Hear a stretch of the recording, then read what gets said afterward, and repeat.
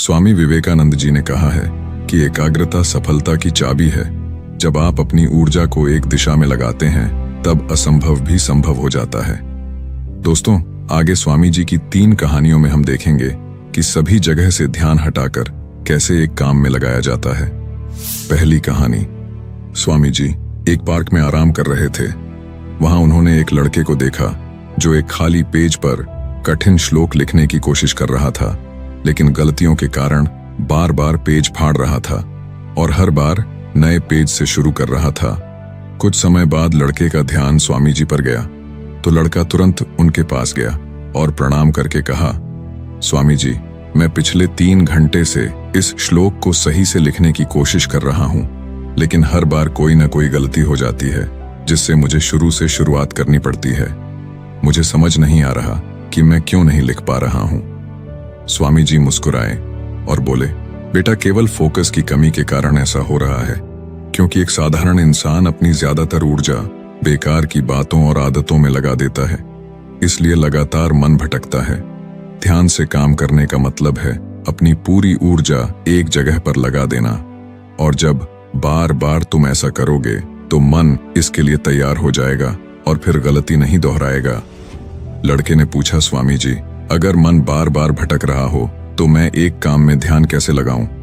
स्वामी जी ने पूछा, तुम लिखते समय जरूर किसी व्यक्ति या घटना के बारे में सोच रहे हो? लड़के ने कहा, हाँ गुरुजी, आज छुट्टी के दिन सबको बाहर खेलने का समय मिलता है, लेकिन मुझे ये काम पूरा करना है, शायद इसलिए मैं ठीक से फोकस नहीं कर पा रहा। स्वामी जी ने कहा, ठीक है, अब इन सरल तरीकों को समझो, फिर तुम अपने काम को मन लगाकर कर सकोगे। लगातार गहरी सांस लो। स्वामी जी ने कहा, जब भी तुम्हारा मन भटके तो 5 गहरी सांसें लो और अपना ध्यान काम और खेल दोनों से हटाकर अपनी सांसों पर लेकर आओ। जितना तुम अपनी सांसों को देखोगे उतना ही तुम्हारा मन शांत होने लगेगा। काम को महसूस करो। जब तुम लिख रहे हो तब सब कुछ बारीकी से महसूस करो, जैसे पेन तुम्हारे हाथ को छू रही है, और लिखते समय जो आवाज हो रही है उसे भी ध्यान से सुनो। जब तुम सभी चीजों पर बारीकी से गौर करोगे तो ध्यान भटकना कम हो जाएगा और तुम्हारा मन और शरीर केवल एक काम में लगा रहेगा। तुम्हारा ध्यान काम पर इतना केंद्रित हो जाएगा कि तुम्हें समय का पता भी नहीं चलेगा।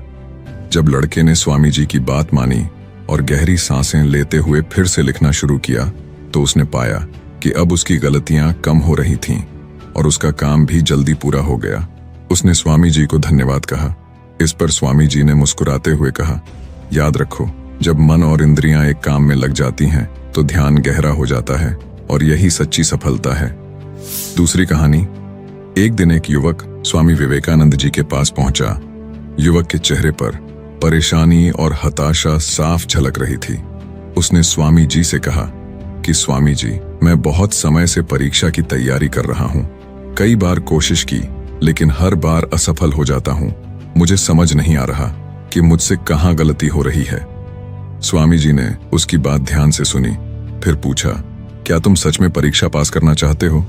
युवक ने कहा, हाँ स्वामी जी, मैं बहुत मेहनत करने के लिए तैयार हूं, बस मुझे ये बता दीजिए कि मुझे क्या करना होगा। स्वामी जी उसे अपने साथ एक खाली जगह पर ले गए जहां एक पुरानी मोमबत्ती और माचिस रखी थी। उन्होंने युवक को एक मोमबत्ती दी और कहा, इस मोमबत्ती को जलाकर यहां से थोड़ी दूरी पर खड़े उस पेड़ तक ले जाओ, लेकिन ध्यान रहे कि मोमबत्ती बुझनी नहीं चाहिए। स्वामी जी यह कहकर वहां से चले गए।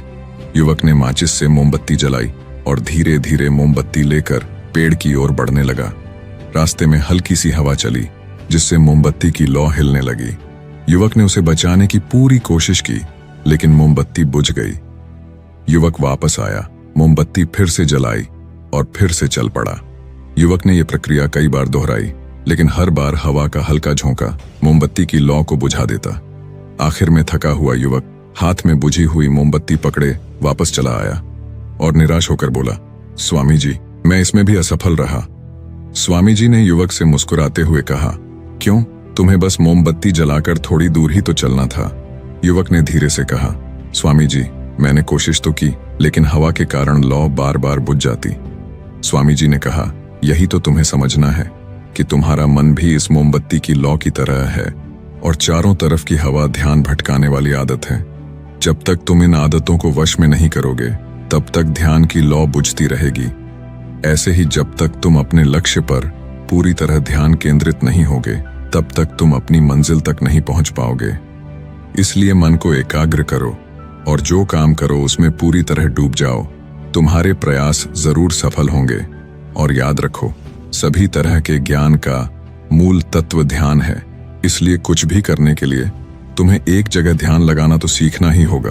तुम जैसी आदत डालोगे वैसा ही मन होता जाएगा।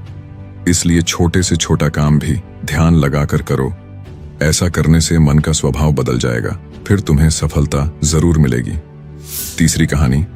एक युवक ने स्वामी जी से पूछा कि मन में आ रहे विचारों को कैसे छोड़ते हैं। स्वामी जी ने युवक से कहा, बताऊंगा, लेकिन उससे पहले तुमको एक परीक्षा देनी है। फिर एक गिलास पानी को पूरा भरकर स्वामी जी ने युवक के हाथ में पकड़ा दिया और कहा, पानी की एक बूंद गिराए बिना इसे पकड़कर खड़े रहो। युवक ने कहा, यह तो आसान है, और गिलास संभाल लिया। शुरू में सब ठीक था, लेकिन थोड़ी देर बाद ही उसके मन में संदेह उठने लगे। इससे क्या फर्क पड़ेगा? आखिर कितनी देर तक मुझे ऐसे पकड़े रहने होगा? जैसे जैसे ये विचार आने लगे उसका ध्यान भटकने लगा और गिलास से पानी छलकने लगा। अंत में स्वामी जी ने कहा, बेटा, जब तक तुम्हारा मन शांत था तब तक पानी नहीं गिरा, लेकिन जैसे ही तुम्हारे मन में विचार आने लगे तो पानी बाहर गिरने लगा। उन्होंने आगे समझाया, जैसे गर्म लोहे पर हथौड़े की चोट उसे नया रूप देती है, वैसे ही तुम्हारे विचार व्यक्तित्व को और मन को आकार देते हैं। तुम्हारा मन भी गिलास में पानी की तरह है, जिसे आसानी से विचलित किया जा सकता है। अगर तुम पानी यानी मन को स्थिर रखना चाहते हो तो पहले सभी विचारों को स्थिर करना सीखना होगा। अब तुम एक काम करो, इस गिलास को फिर से पकड़ो और अपना ध्यान अपनी सांसों पर ले आओ। अपनी सांस को पेट और सीने में आते जाते महसूस करो। हाथ में होने वाले दर्द और असहजता को जाने दो। मन में जो विचार आ रहे हैं उन्हें बहने दो। खुद को याद दिलाओ कि तुम विचार नहीं हो, बल्कि उन्हें दूर से देखने वाले इंसान हो। ऐसा याद रखने से विचार आकर चले जाएंगे, लेकिन मन को विचलित नहीं कर पाएंगे। थोड़ी देर तक युवक ने इस अभ्यास को जारी रखा और गिलास से एक भी बूंद गिराए बिना खड़ा रहा।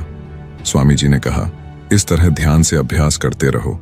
धीरे धीरे तुम्हारा मन शांत होने लगेगा और तब कोई भी कठिन काम करना तुम्हारे लिए स्वाभाविक हो जाएगा।